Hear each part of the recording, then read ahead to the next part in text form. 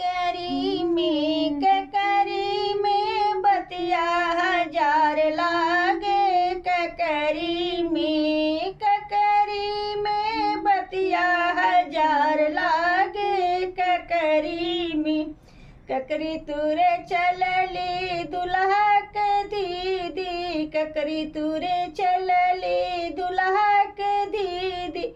उनके यार लागे बीड़ोर लागे। उनके गोरखपुर के गुंडा हजार लागे। ककरी में बतिया हजार लागे। ककरी में बतिया हजार लागे।